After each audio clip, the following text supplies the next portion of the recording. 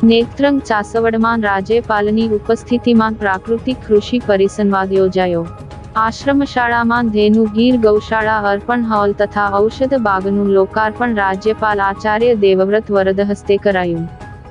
રાજ્યપાલ આચાર્ય દેવવ્રતના અધ્યક્ષપદે નેત્રંગના ચાસવડ ખાતે કસ્તુરબા સેવાશ્રમ મરોલી આશ્રમશાળામાં ધેનુ ગીર ગૌશાળા અર્પણ હોલ તથા ઔષધ બાગના લોકાર્પણનો કાર્યક્રમ યોજાયો। ગૌશાળામાંથી 70 જેટલી ગાયો પૈકી 5 ગાયો પ્રતિકાત્મક રીતે ખેડૂતોને અર્પણ કરી હતી।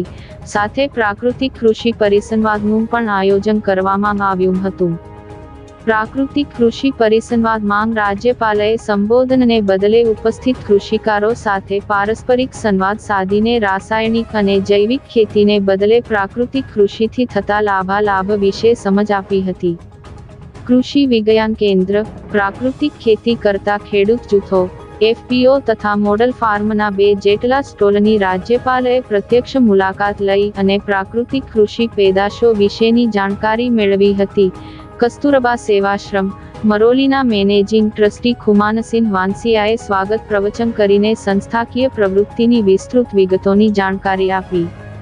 આ પ્રસંગે જિલ્લા કલેક્ટર તુષાર સુમેરા, જિલ્લા પોલીસ અધિક્ષક મયુર ચાવડા, અધિક નિવાસી કલેક્ટર એન.આર. ધાંધલ, ઝઘડિયાના ધારાસભ્ય રીતેશ વસાવા, તાલુકા પ્રમુખ વસુધાબેન વસાવા, ચાસવડ ગ્રામ પંચાયત સરપંચ, ટ્રસ્ટી મંડળના સભ્યો, ખેડૂત મિત્રો, મોટી સંખ્યામાં શિક્ષકો અને પ્રાકૃતિક ખેતી કરતા ખેડૂતો ઉપસ્થિત રહ્યા હતા।